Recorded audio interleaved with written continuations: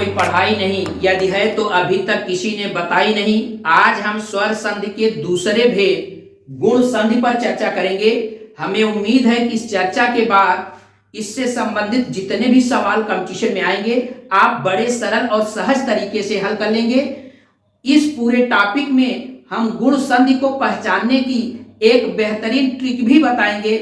तो आप ध्यान से समझिए कि गुण का मतलब होता है कि कोई गुण, जैसे गाना गाना, बजाना, खेलना, इस तरह के जो गुण होते हैं उन्हीं में से एक गुण को हमने चूज करके इसकी ट्रिक बनाई है।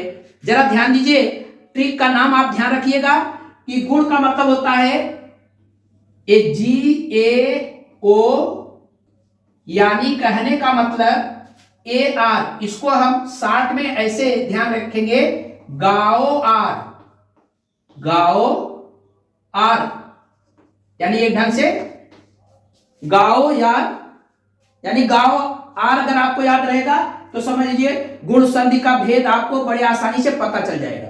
लेकिन ध्यान रहे यहां G का मतलब गुण संधि है, A का मतलब ए जैसे लिखा जाता है हिंदी में इसको लिखेंगे ए, और ओ का मतलब एक ओ है, और आर का मतलब है, अब इसको हिंदी पढ़िए एर है, यानी यह चीज हम इसके विषय में ध्यान देंगे।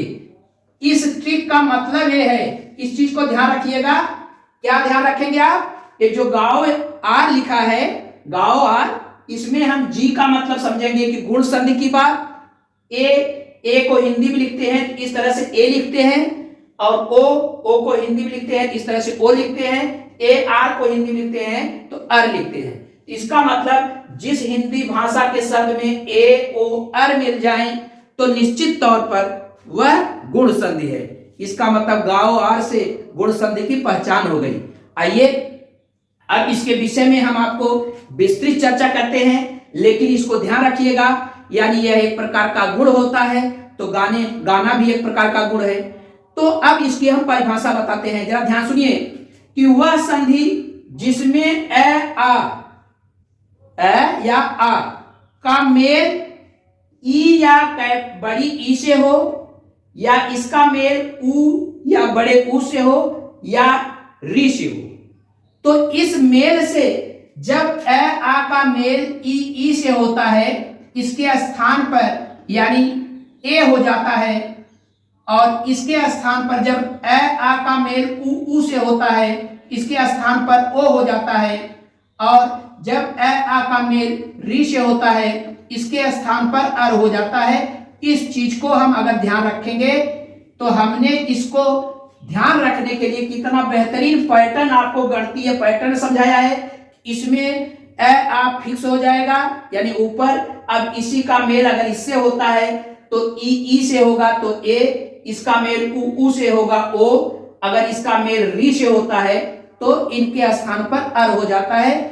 जब इस प्रकार का मेल होता है तो ऐसी संधि को हम गुण संधि कहते हैं। इसका मतलब अब हम ये कह सकते हैं कि वह संधि जिसमें ए आ का मेल ई से होने पर ए आ का मेल ऊ से होने पर ओ, ए का मेल री से होने पर अर हो जाता है, तो ऐसी संधि को हम गुण संधि कहते हैं। आइए इस संधि के हम इस मेल के हिसाब से कुछ आपको उदाहरण बताते हैं। ध्यान से समझिए, यहां पर आप देख रहे हैं कि जब ए का मेल ई से है, ए का मेल बड़ी ई से है, या आ का मेल छोटी ई से, आ का मेल बड़ी ई से हो, तो इस तरह से कैसे शब्द निर्मित होते हैं, इनके स्थान पर ए कैसे हो जाता है, इसी का हम क्रमवार उदाहरण यहाँ पे प्रस्तुत किए हैं। यानी ए का ई से पहले मेल, फिर ए का बड़ी ई से मेल, फिर आ का छोटी ई से मेल, फिर आ का बड़ी ई से मेल। इसी से उदाहरण हम इसी क्रम में रखे हैं। यहाँ गज धन इंद्र, यानी यह ए है और यह ई है छोटी ई, यानी यह आ या छोटी ई, जब ये दोनों मिलते हैं तो ए की मात्रा हो जाती है, यानी ए की मात्रा आप जानते हैं, तो इस वर्ण पर ए की मात्रा लग गई, ए गजेंद्र हो गया।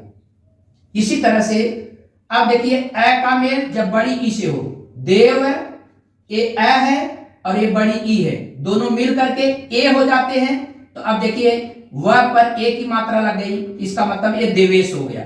देव धन ईश बराबर देवेश। इसी तरह से जब आ का मेल ई से हो, राजा धन इंद्र, यानी आ है ये छोटी ई है, तो तब भी इसका मेल होने पर ए हो जाता है, तो राजेंद्र हो गया। तो ज पर ए की मात्रा लग गई। इस तरह से आप देख रहे हैं आ का मेल बड़ी ई से, उमा धन ईश, यह आ है यह बड़ी ई है, उमा धन ईश दोनों मिलकर के ए हो जाएंगे। ए का मतलब म पर ए की मात्रा लग जाएगी, तो यह उमेश हो गया। इसी तरह से अब हम क्या करते हैं, ए का मेल इस उ और उ से होने पर हमेशा ओ हो जाता है। आइए इसका उदाहरण कौन सा इसी तरह से देखें। ए का मेल छोटे उ से, फिर बड़े उ से, फिर आ का मेल छोटे उ से और बड़े उ से। देखिए पुरुष यानी ए है, धन उत्तम यानी छोटा उ है, तो यह ओ हो गया। पुरुषोत्तम, स पर ओ की मात्रा लग गया, ये पुरुषोत्तम हो गया।